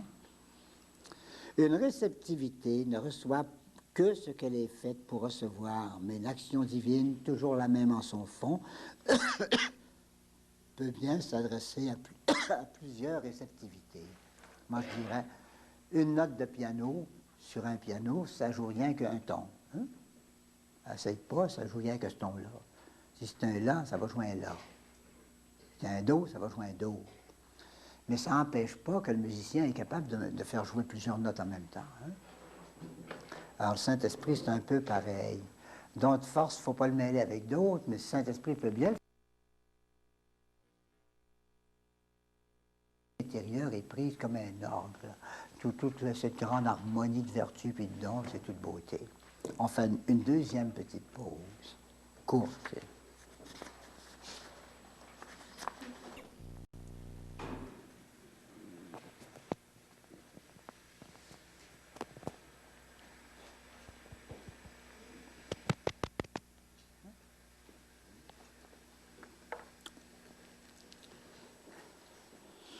Bon, on va finir par quelque chose d'un petit peu plus facile, peut-être, rapide en tout cas.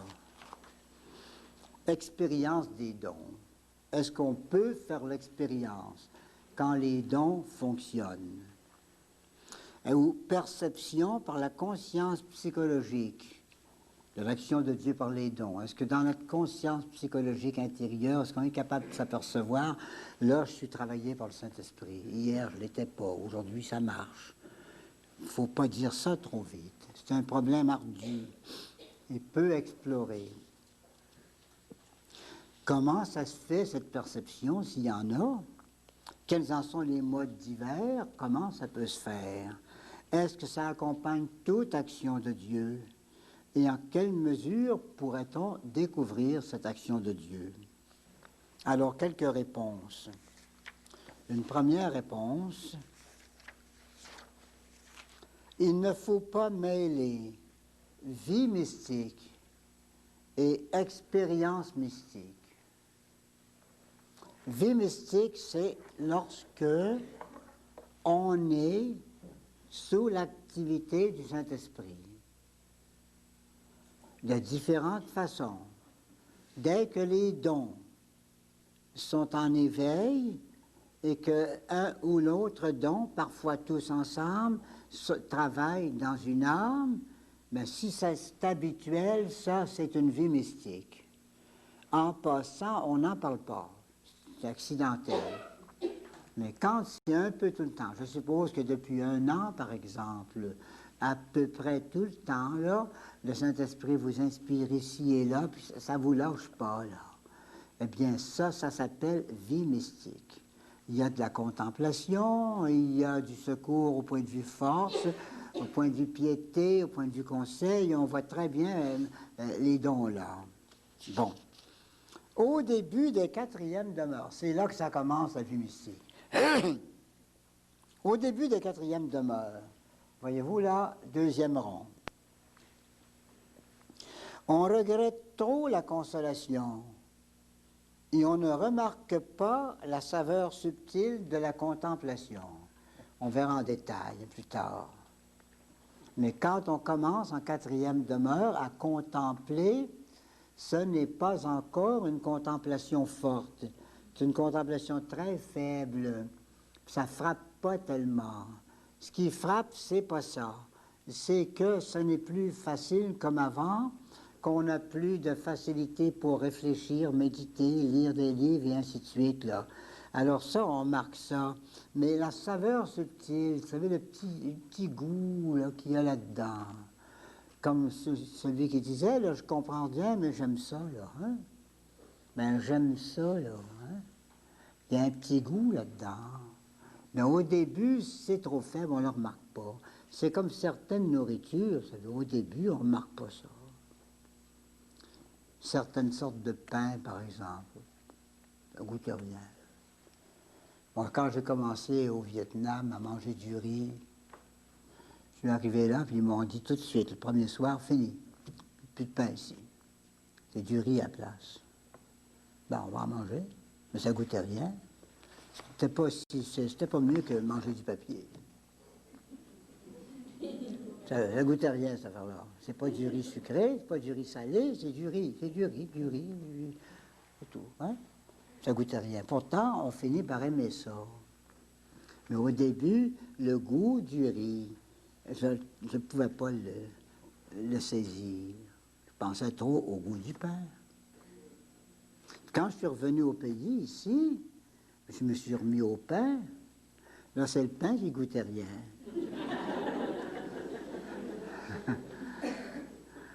Parce que j'étais trop accoutumé au goût du riz. Hein?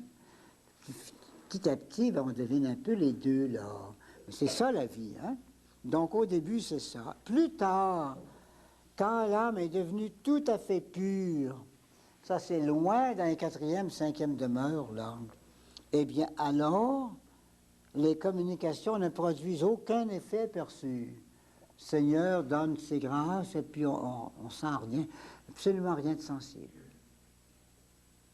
C'est là, mais dans la sensibilité, il n'y a rien. On est tellement accoutumés à chercher du sensible. Hein? Puis pourtant, le spirituel, ben, c'est pas pareil. Hein? Sensible, c'est dans la bordure. Hein? Spirituel, c'est en dedans. Puis on est tellement accoutumés, on se dit, mais j'aime ça, moi, quand je sens la grâce, c'est correct, mais c'est du sensible. Alors, il peut arriver que le Seigneur vous fait rentrer tellement loin en dedans, par des contemplations de plus en plus pures, là, qu'à la fin, vous êtes loin du sensible et vous ne sentez plus rien. Ça ne veut pas dire que c'est pas bon.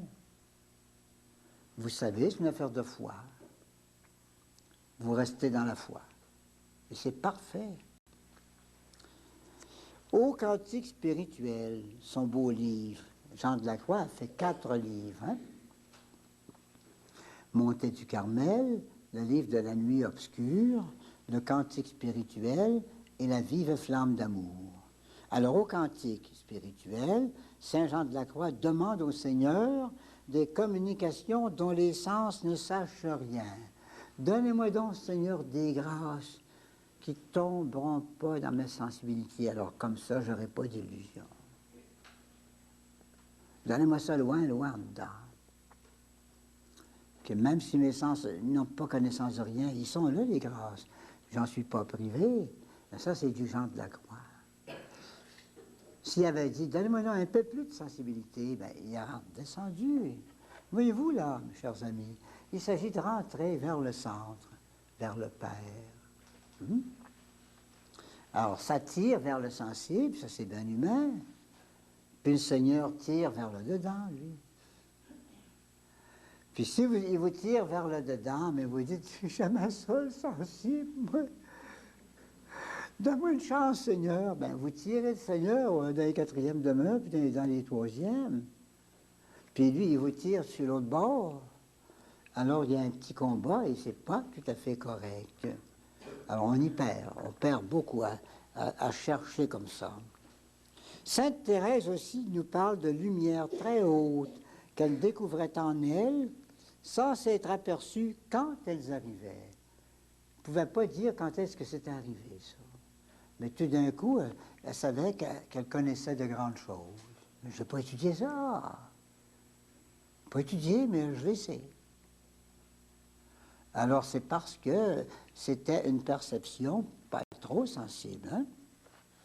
Peut-on maintenant se rendre compte si à tel moment donné, un don entre en fonction?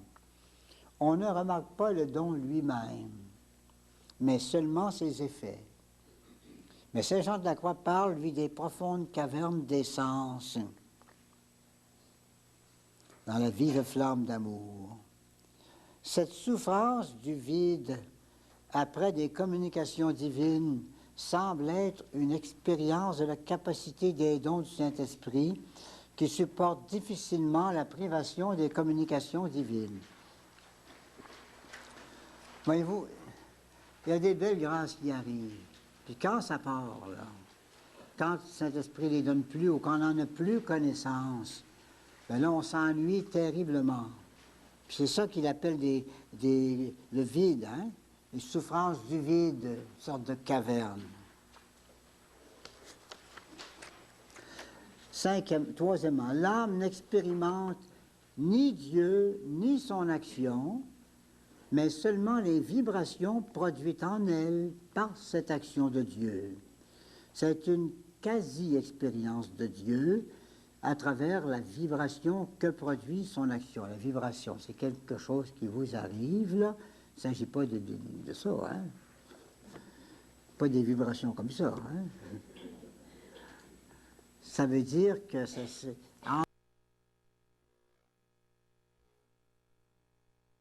d'une autre personne, la vibration n'est pas la même. Hein?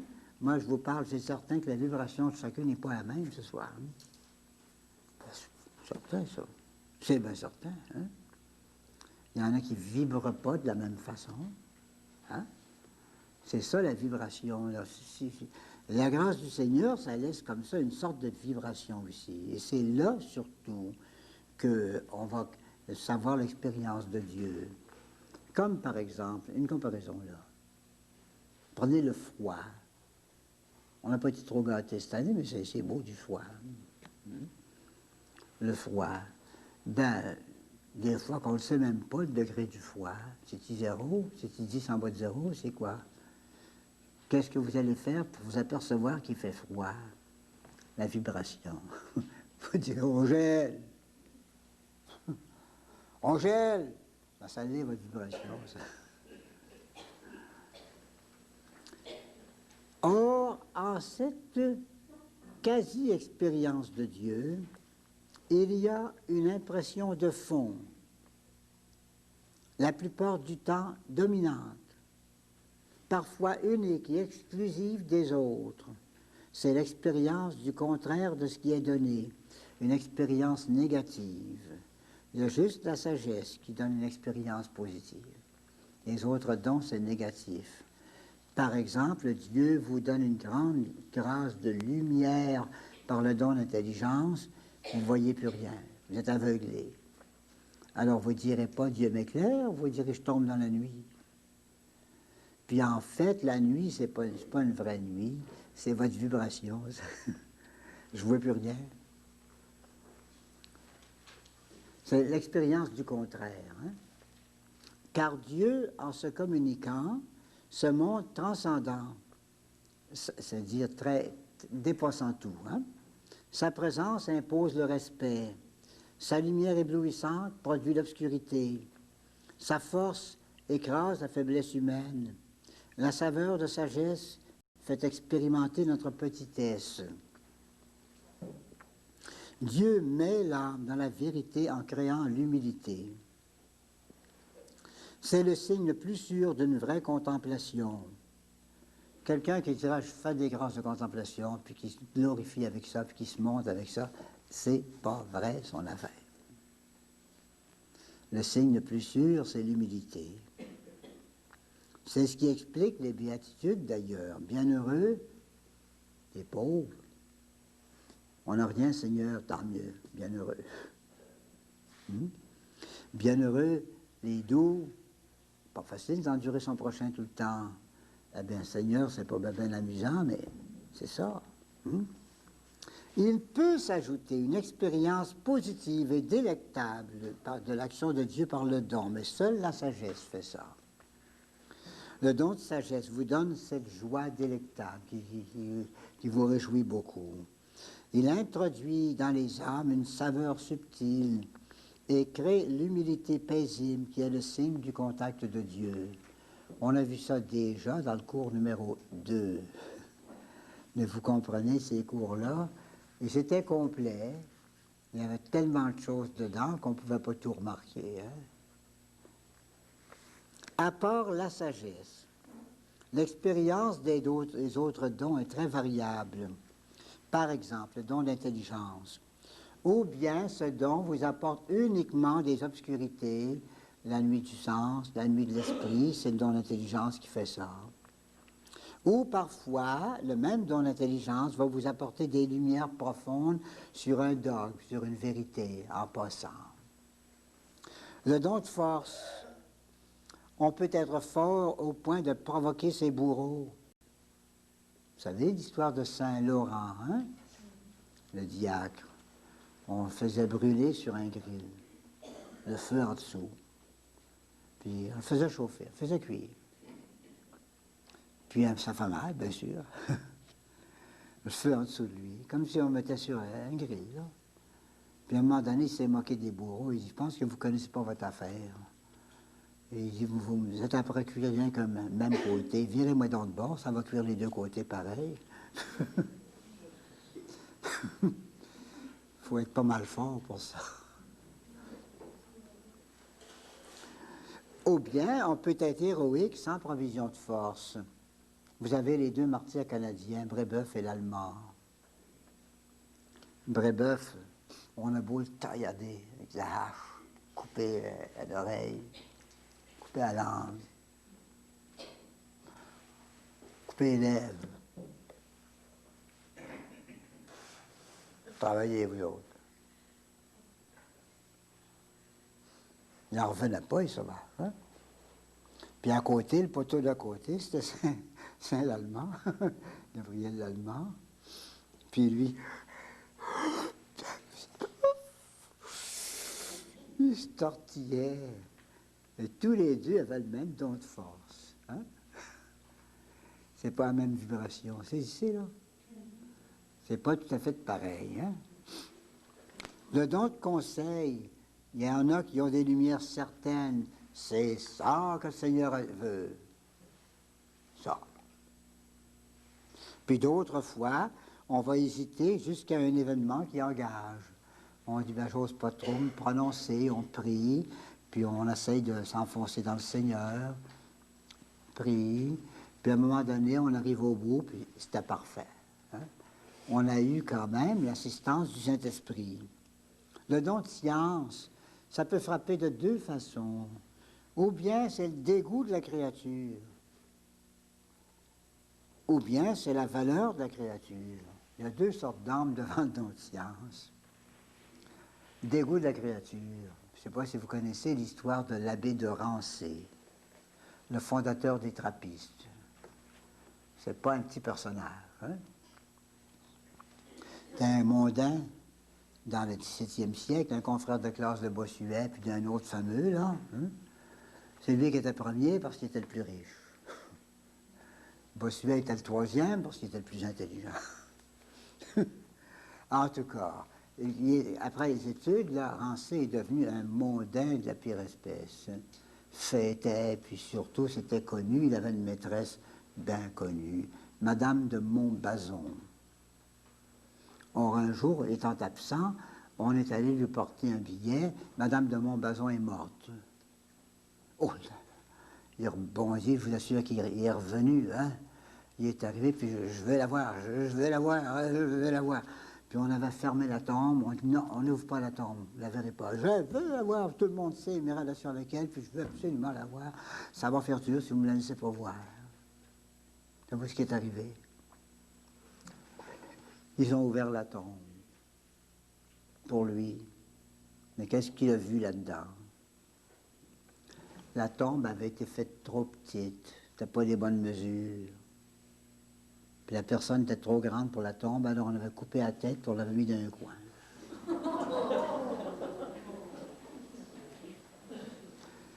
Je vous assure qu'il a changé de façon, là, lui. Hein? Monde, je te connais, c'est ça, la créature. Alors il a tout lâché, les choses du monde. Il est devenu très austère, c'est le fondateur des trappistes. Lui, le don de science a travaillé dans le sens de la répulsion de la créature. Vous avez pu voir. Hein? Il y en a d'autres, c'est le contraire. La valeur de la créature dans le plan de Dieu, c'est le beau cas de saint François d'Assise. Hein? Ah, ça lui parle tellement. Il voit le bon Dieu dans le feu, dans l'eau claire, la roche, et le soleil, et puis les petits oiseaux qui chantent. Ah, il voit le bon Dieu là-dedans, lui, tout le temps. C'est le même don de science. La réaction, la vibration n'est pas la même. C'est une question de tempérament dans la vibration produite ou dans la prise de conscience.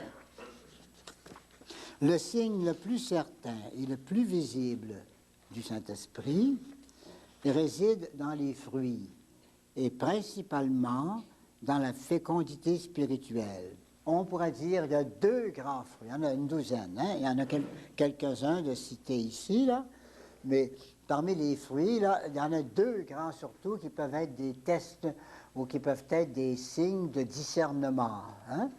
À court terme, le meilleur signe de Dieu, c'est la paix. Dès que vous atteignez Dieu, une paix se répand en vous. Forte ou pas forte, mais il y a quelque chose. Hein? Et puis le signe à long terme, disons après des années, là, c'est la fécondité. Ça veut dire que les œuvres que vous faites dans le Seigneur, c'est vraiment dans le Seigneur et sous l'influence du Saint-Esprit, puisque ça porte de grands fruits. C'est pour ça, par exemple, qu'on peut penser canoniser quelqu'un qui aurait fondé, disons, une communauté depuis 100 ans. Parce qu'on dit, si les fruits durent encore après 100 ans, c'était certainement une œuvre divine, hein? Les fruits du Saint-Esprit. En tout cas, on en nomme quelques-uns. La charité, la bénignité, patience, joie, paix. Et le discernement des fruits est parfois assez long à faire. avec le temps. Un dernier mot. Utilité et utilisation des dons du Saint-Esprit. Le souffle puissant de Dieu utilise pour nous sanctifier toutes les ressources de sa sagesse et de sa force. Notre bonne volonté, ça c'est la vertu, les dons, c'est la bonne volonté de Dieu. Hein? Donc la bonne volonté est trop lente et trop infirme, on a beau essayer, on a de la misère. Dieu utilisera alors ces portes, ces prises que sont nos dons. Encore faut-il que ces portes soient ouvertes, si vous voulez que le violon soit sorti de sa boîte. Hein? Au début de l'Église, le premier siècle, après la Pentecôte, là, et pendant un siècle à peu près, le Saint-Esprit dans l'Église agissait sous des formes extérieures. Beaucoup de charisme et beaucoup aussi d'épanouissement spirituel. Hein? On a pu penser, par exemple, que les apôtres, le jour de la Pentecôte, ils arrivaient en pleine 6e demeure, fiançailles spirituelles. Ça, c'est comme ça. Saint Paul aussi. Alors, depuis des années et des années, le Saint-Esprit a paru se dissimuler progressivement dans les profondeurs de l'Église et des âmes. Moins d'inspiration, plus de calcul. Et autrefois, les vocations, c'était comme ça. Hein? Puis maintenant, c'est plutôt calculé. Passe au séminaire, on va étudier ton corps, on verra bien. Mais c'est pas pareil. Hein? Est-ce pour cela qu'on a fini par l'oublier et même par le méconnaître? C'est le grand inconnu, Saint-Esprit. Pourtant, l'Église a toujours cru au Saint-Esprit. Et dans le credo, elle nous a toujours fait affirmer l'action du Saint-Esprit. Mais en pratique, là, on n'en faisait pas beaucoup de cas. La science mystique a été discréditée, presque mise à l'index. Moi, j'ai connu un Carmel où les petites sœurs du Carmel n'avaient pas même le droit de lire Saint Jean de la Croix. Il n'y a pas besoin de ça. Plein Carmel. Ça, c'est déjà du passé. C'est comme ça maintenant. Puis il y a encore quelques communautés où on ne veut pas entendre parler de Saint Jean de la Croix et Sainte Thérèse. Pourtant, tous les deux sont docteurs de l'Église. Saint Jean de la Croix depuis 1926. C'est très fort, mais on dit on veut pas. C'est des restes, vous savez, du jansénisme, ça. C'était fort, cette affaire de jansénisme. Il y a 50 ans, c'était comme ça. Même encore actuellement. Sans doute, on ne sera pas méprisé, mais on va être un petit peu ridiculisé un petit peu, tu sais. C'est un mystique. Ils suivent des cours d'école de vie intérieure, eux autres. C'est triste quand même. Hein? Ça devrait être l'élan. Hein? D'ailleurs, notre population actuelle est très bien éveillée. On voit très bien, on n'a qu'à voir votre groupe ce soir, celui de demain soir et d'autres encore. Ça s'est réveillé. Mais ça avait dormi longtemps. Pas mal longtemps. Hein? Maintenant, la mystique est remise à l'honneur.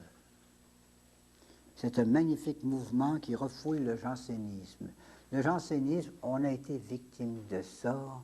On dit 300 ans, mais on peut bien dire 350 ans.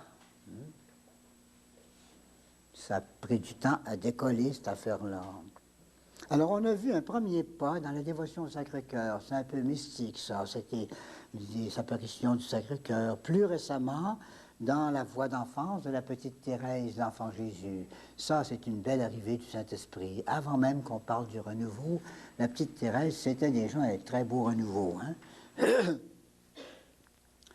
Il nous faut des guides. Saint Jean de la Croix, incomparable. Sainte Thérèse d'Avila, la mère des spirituels. Petite Thérèse, modèle sublime de cette vie spirituelle sans affectation, là. Puis ça, voyez-vous, ça suit une tradition très ancienne. Les apôtres, c'était là-dedans continuellement. Autrefois, même dans l'Ancien Testament, vous aviez des grands mystiques comme Moïse, Élie. Ça marchait sous l'influence du Saint-Esprit tout le temps, ça. Moïse, mais c'était incroyable, quel grand mystique que c'était.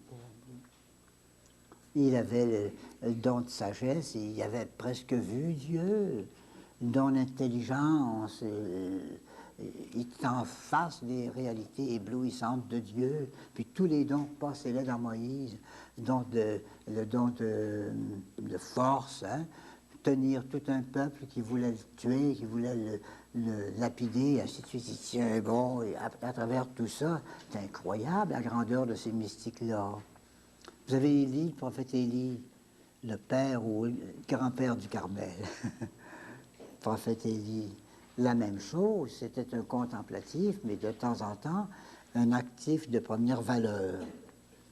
La science mystique, alors, si on veut arriver à la science mystique, là, ou la science mystique, vous saisissez, ça veut dire la science de cette conduite du Saint-Esprit dans les âmes. Alors, c'est quoi?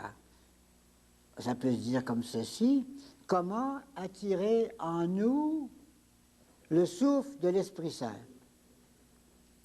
Comment coopérer à son action envahissante?